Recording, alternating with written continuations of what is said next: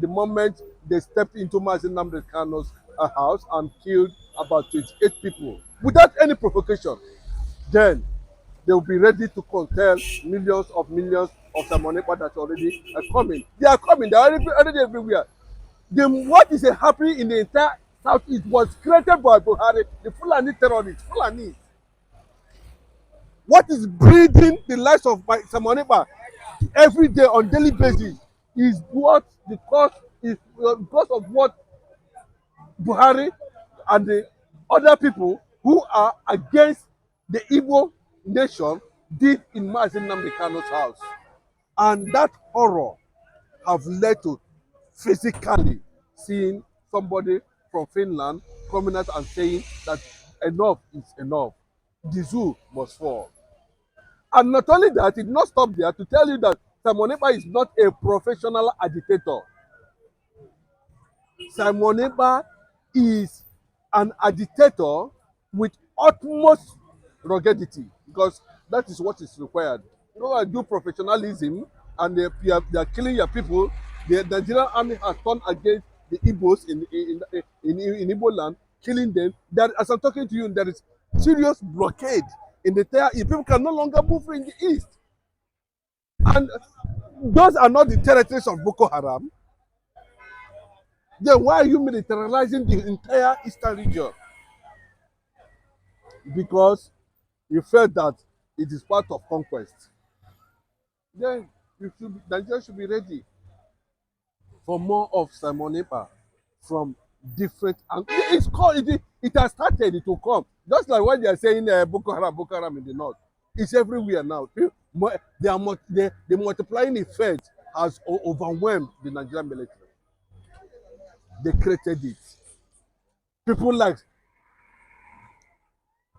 Godswin and Akpabio created it. People like Buhari created it. People like Tinubu created it. They are the ones creating this thing. The society is creating what they are fighting against.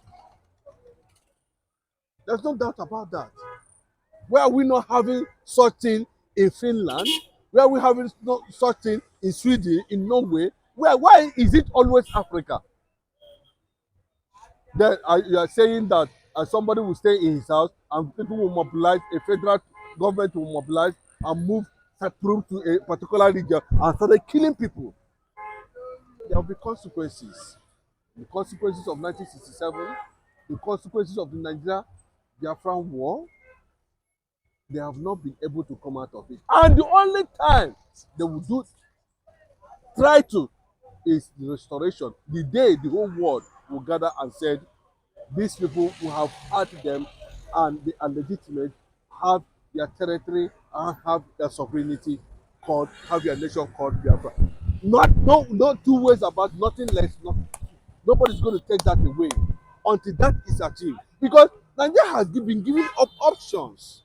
Even the regional government will not. Bros, let me tell you. Yes, because see, the regional government will see infiltration of the Boko Haram. We don't want that. Just like what Israel is trying to protect themselves from. Okay, close border. Bros, we are not. If you talk about regional government, you have a regional system, but you have a central government that controls that region. Meaning that there will be a nationalist, ethnic movement, nationalists or nationalities trying to move from one location to another, and such thing can be an open door, a sponsored open door, to push Boko Haram into those regions, because it is not totally free from the sovereignty of the mother nation. So I'm telling you, as at 10, 20 years ago, this idea of the journalism restructuring would have worked. But now it is becoming clearly that there is more to the issue of Ruga. There is more to the issue of relocation of IDP camps in the eastern region. There is more to all these things. We begin to find out. You can understand why the Garia Dam said they has discovered a more than 500 or 1,000 cells belonging to jihadists in Lagos. You think it's a joke? You think they don't know what they are doing? You think all those facts are not there? And you're telling me that the people that call themselves Senate, they are there. They have all the contacts, they have all the proxies, they have all the links, they have what it takes. They will still stand up in the Nigerian Senate and say there's insecurity, while they are the one that is causing insecurity. How can someone that has only 1,000 naira as stock, that needed to sell 1,000 naira for 24 hours to be able to eat, be thinking of insecurity? They be able to buy gun, buy arms, and begin to kill people, and begin to seek for conquest, and begin to seek for dominion, and begin to seek this. So they are the ones sponsoring the same thing, and they are the one that will come out and tell you that there is insecurity. They bred Simon Ekpa, and they are coming out to tell you that Simon Ekpa is. Somebody is going to take that. Enough is enough. Akpabio was a scout boy during the Nigerian Biafra war. Does he want to tell me that he didn't know the truth because he's the senior president? Have I not read most of his interviews on newspapers? How he joined Biafra boys camp during the Nigerian Biafra war? How he fought on the side of Biafra? What led him to fight on the side of Biafra? Was it a legitimate thing or an illegitimate thing? Instead of looking at all those things that had bred agitation, and see how they are busy damaging Nigeria image all over the world. Nigeria cannot. There's no place you go to Nigeria now. You go and talk about Nigeria now. The face of anything black man in Africa, in the world, that is Igbo. There's no way, you can't take that away. But these are the same people. After 104 years, they have not been able to be given presidency. It's wickedness and damn injustice. So look at Kwankwaso. Say, as a few years ago, he said Obi that they will stone him to death in the north if he become vice president to Obi. Now who is Obi? The same people come out today and they are telling you that can I be Obi's second running mate? Yes, I saw that news that Congress is ready to.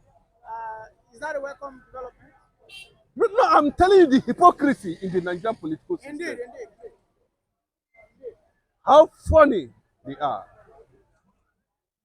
So the best thing I am telling you is to breed and have more of Simon Ekpa. Because see, the thing what is happening in Israel is you saw the position of the vice president in the United Nations. Why you are saying that Israel should give Palestinians space, but you are saying no to the ones who are indigenous. But the ones that are not indigenous, he said they should give them. They should be ready because he's breeding. Those the northerners feel that they will be for them will turn against them. I'm telling you, when the time comes, it's not going to be like 1967, 1966, when the whole world, including the Yorubas, ganged up against the Igbos during the war. Britain, we fought against Biafra. America did, Russia, France, Germany. Small. For 4 years, they were bombing. But today, the whole world is gradually owing apology. Because, see, what will make you who you are is the result of who you are. Igbos have proven themselves, and they're still questioning. Unveil the truth. Say the truth. Go and listen to Mustafa during the Oputa panel era. You discover when they were asking the person who said is Igbo king, how come it is Igbo king? Go and listen to that tape. You see a lot of things, but still up till now. So we must understand that the society throw up Nnamdi Kanu, the system throw up Ekpa himself, Simon Ekpa, and still throwing up more of them. Uche Madu, there plenty. They are there all over the world. The Senate created them. And I expected that the Senate president himself should be able to moderate to an extent of opening doors for renegotiation of Nigeria. But what they sit down there is after sharing their money, they look at for one issue and say, I look at the way he talks. Is there any command and control? Is there any leadership? Is there any appeal? Is there any remorse? Is there any get together? The way the Gosun Akpabio speak on the floor of the Senate as the Senate president, he cannot be motivated by his speech. So his presence there is already a threat, complete threat. And that is why you see the infiltration, because they don't know, both from the north, from the middle belt, from some elements of resistance from the southwest are also there. They might not be, they might not come out and start telling you that Simon Ekpa, they are Simon Ekpa, but they have already bought into that ideology. They have already bought into that consciousness. They have already, navigated to a point that they begin to look at Simon Ekpa as somebody who has something to offer. The way the essence of being together, and Nigerians cannot survive ordinary pure water. Give less than $1 in a day. What's the essence of the unity? How many years do you expect these citizens to last here on earth and cry and weep and die in poverty when they have so much to celebrate humanity and divinity? And not even that, existence. Then somebody will start on it, mortgage national wealth, tell you stories, create insecurity, create problems, kill families. At the end of the day, you subject that person. But when you talk about poverty, when the person say, this guy, poverty will always be with them, it's written in the Bible. Who told you that? When you talk about poverty, as long as the person that created this heaven and earth, listen, as long as there's nothing a human being needs in terms of nature to support his existence here, God has not given to him. So it's not a matter of poverty. What we are talking about is the poverty of the mind that has to do with their consciousness and how you relate with people. If you are poor, you will not be able to relate with well. And then I'm talking about the consciousness, poverty of the mind. If you are poor, you are in the dark, consciously. But physically, I do not see why humans, in as long as God, that created Adam and Eve, did not say that Adam and Eve are beneficial, they are poor. Did the Bible say that? No. The Bible never said that. So it's an institution of They had abundance. It's an institution of conquest created by the so-called 18th century, 10th century, 4th century BC, whatever philosopher. That we need to, because it must not be what our forefathers did. Sorry, it must not be what our forefathers did. It must not be. It must not be the kind of thing they created during their era, the kind of philosophy they had written in. It must not be. The kind of lies they told us, how the media was able to, create an atmosphere of lies of history. But thank God for social media today. Somebody has stood somewhere and said this thing must come out. That is beginning to, look at those yesteryears of lies and wickedness, and they're gradually breaking that jinx. Imagine a situation where there is no social media. Then we wouldn't have known somebody like Simon Ekpa or Nnamdi Kanu. How would it have done them? Because this media we are seeing now, Nigerian media, Western media you are seeing now, controlled and paid by the same government, cannot put those things in the public. This is the strength the black man needs to transform the African continent. And that is where they are standing. And that is where Mazin Namdekado is standing. And that is where Sam Wanepa is standing. And that is where so many greats of that is coming behind the church, the unity, are coming with this to transform the world. Not these people that at the end of the day they send the envelope to them. And you can, why is it? I said it very clearly that why is it that this conventional media they don't report children that is carrying groundnut not up to 1,000 naira. They will trek from morning till 10 o'clock in the night. Put them on the pages of newspaper for complete 1 year. You are celebrating criminals. Celebrate them now. This is what we have now. We are ready. You said it very clearly some time ago that we need to change the narrative. We need to change the narrative.